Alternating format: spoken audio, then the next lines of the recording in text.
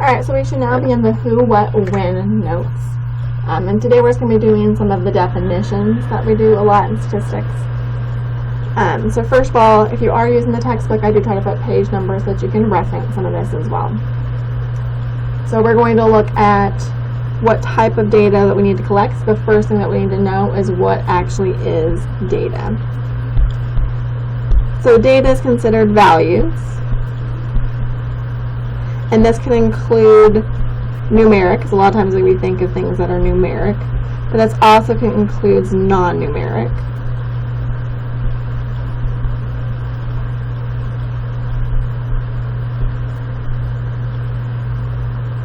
But the important part we need here is it has context and meaning.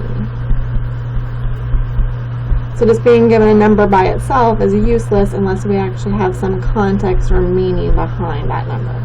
So if I say 2, until I actually tell you what that 2 is, it's really not useful. So when I say, well, I have 2 children, okay, so that actually gives you more context and meaning behind that value.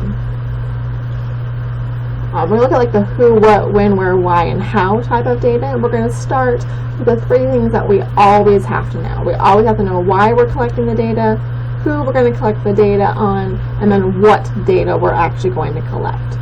The when, the where, and the how are things we'd like to know, but we're not always given that information. So let's first talk about the why. So we need some type of goal of collecting data. So the first 2 definitions we're going to compare and contrast here are parameter and statistic. So a parameter is a numerical summary of the population.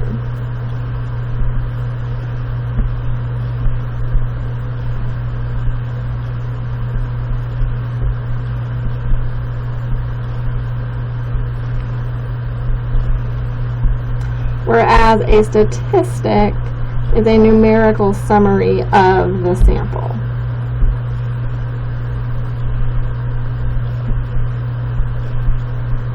So as you can see, they only differ by 1 word.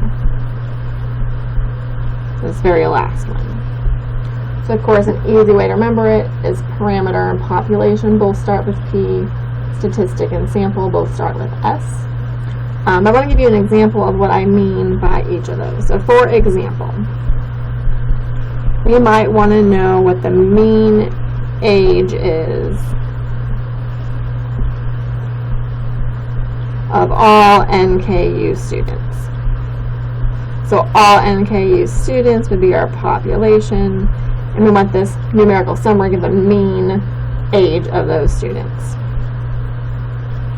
Now, a numerical summary of the sample is different in the fact that you don't have the entire population. So there instead, I might get the mean age of our class.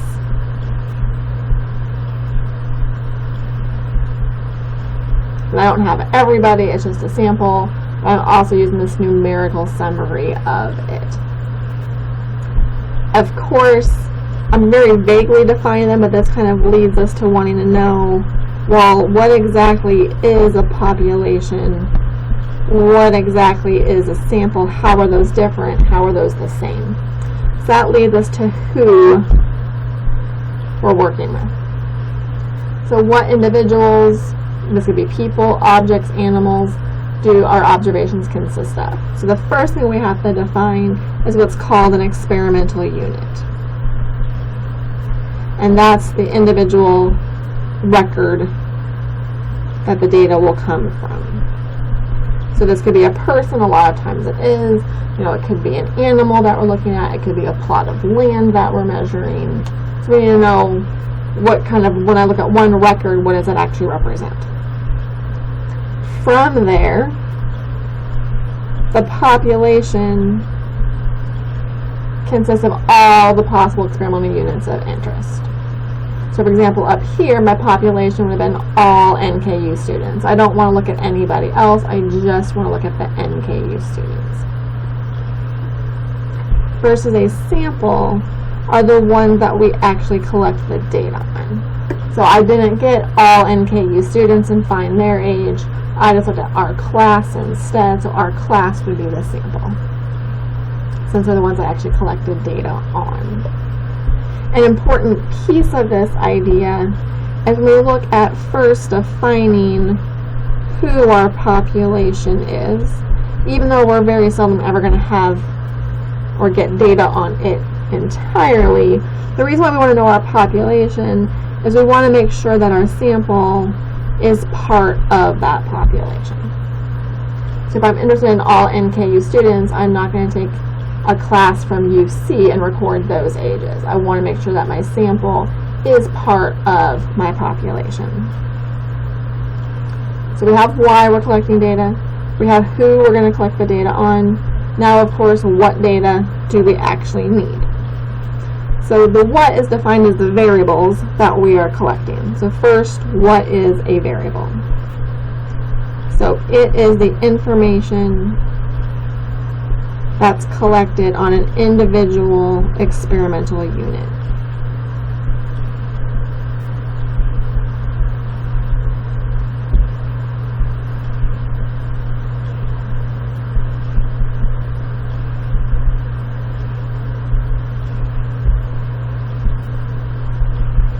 And there are two different types of variables that we are going to talk about. And if you've looked much through our schedule, you can see I title the notes a lot based upon the type of variable that we have. So understanding this distinction is important.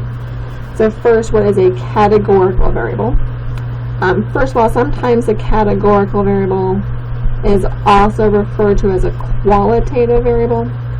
I have a tendency to call it categorical so that you can hear the distinction better between categorical and quantitative than you can between qualitative and quantitative. So it's just such a small difference between the two keywords. I try to use the categorical one instead. And I also like it because it describes the definition a little bit better, because it's a variable whose responses consist of categories.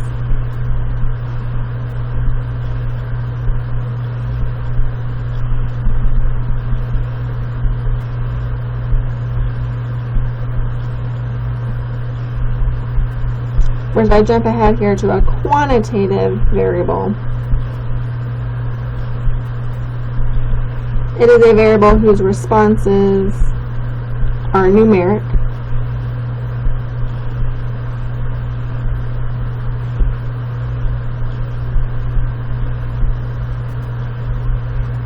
but not just numeric, but they are numeric values that quantify or measure something.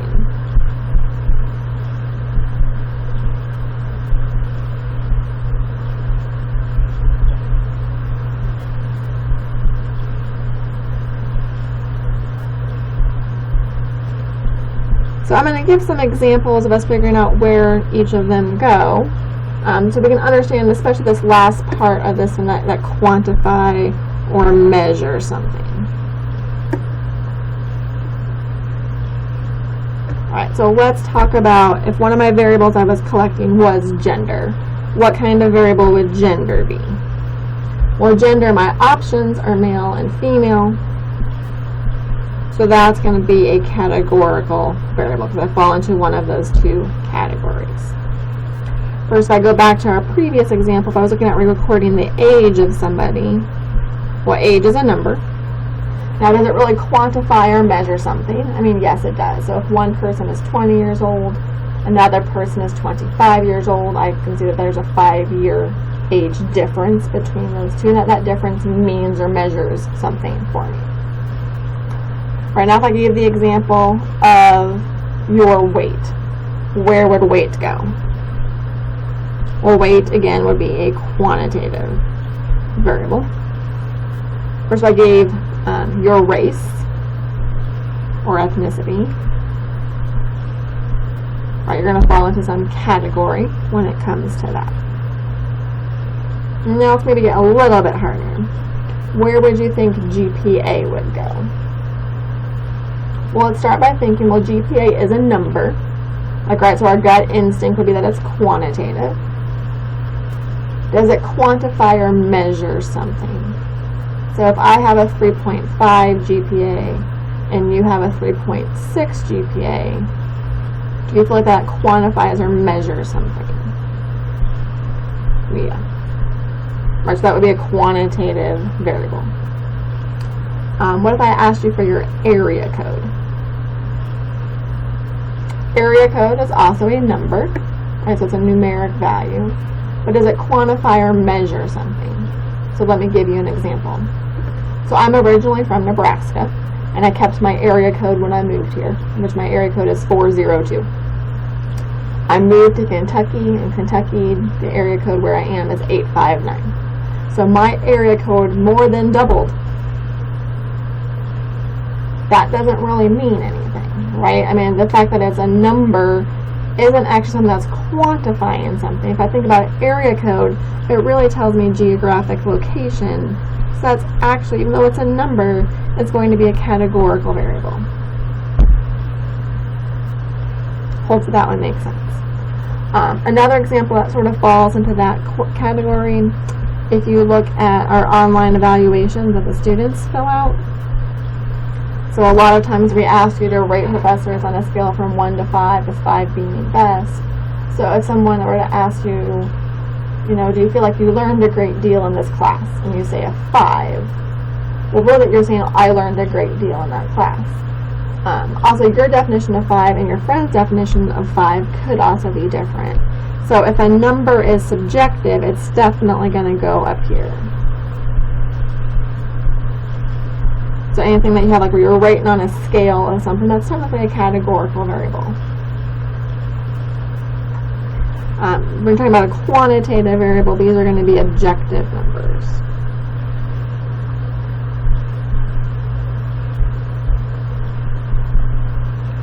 So I mean, your age, it's your age. You don't get to choose that number type idea. Now, for the most part, numbers are generally quantitative.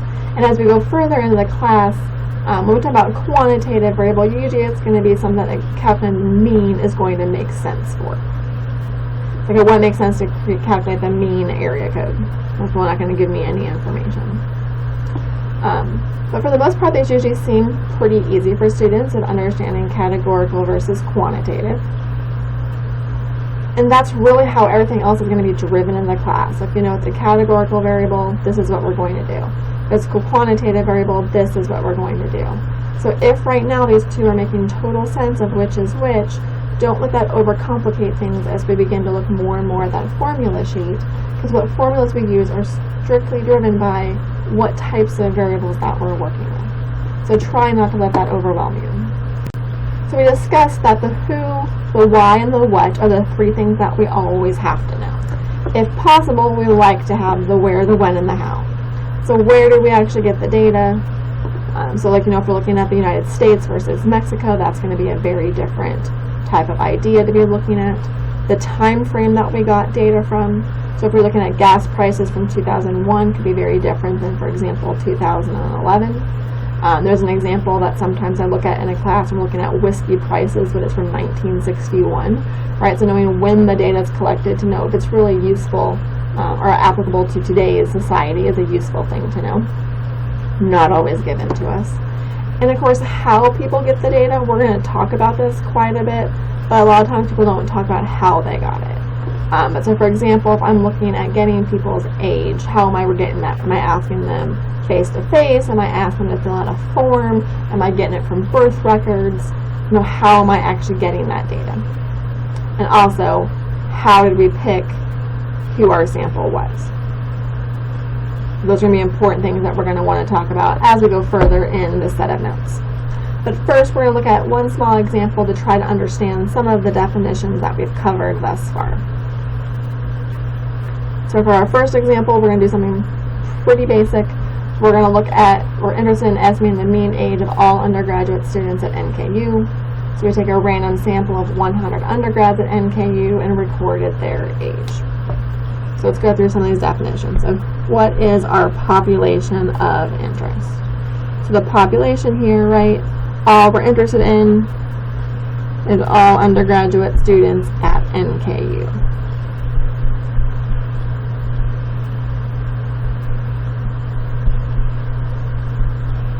We don't want graduate students. We don't want to include faculty accidentally, so we are only interested in undergraduate students. And we do need to specific at NKU because NKU may be very different than other schools. Right, what's the variable of interest? Remember, so a variable is the information collected on an individual experimental unit. So what's our experimental unit here? Well, an undergraduate student at NKU, so like a single student here at NKU. So if we have that student at NKU in front of us, what information are we collecting from them? We're just trying to record their age. And is that going to be a quantitative or categorical variable? It's a number. It does quantify and measure something. So it's going to be a quantitative variable. What's the parameter of interest? So parameter, going back to that definition, is the numerical summary of the population. So we know who our population is now. So all undergraduate students at NKU, what are we going to calculate from them? So we're going to calculate the population, one number to summarize it. We're looking at the mean age. So if I had all undergraduate students at NKU, I want to calculate their mean age. The statistic of interest, remember, is different from the parameter solely because of this one word. It's calculated from the population or versus calculated from the sample. So a statistic is calculated from the sample. So we have our 100 undergraduates at NKU. And from them, we're also going to record the mean age. Alright, so the last thing I want to cover in this video is making sure we've seen mean before, and we've seen a symbol for mean before. So back in our normal set of notes, we had this Greek letter mu that we used to represent the mean. Now, as you can probably guess, if I have the mean age of all undergraduate students at NKU versus the mean of just 100 students at NKU, I'm probably not going to have exactly the same number. So I can't use the same symbol to signify both of them. So mu really only represents one of these two things. And Greek letters tend to go with population values. So mu here is going to be the population mean.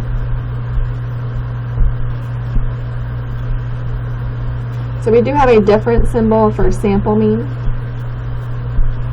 It looks like this, and it's called Y bar, is how we read that.